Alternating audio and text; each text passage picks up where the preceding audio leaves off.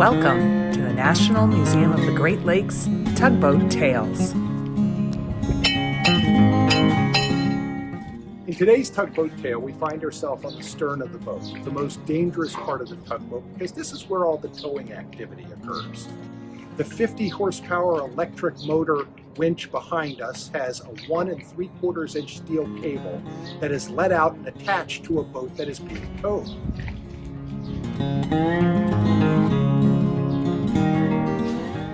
Now this winch and the 2,000 horsepower engine of the tugboat can tow a vessel weighing 58,000 tons.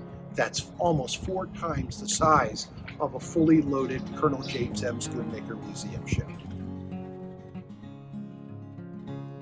I'm Chris Gilchrist, and that's today's Tugboat Tale.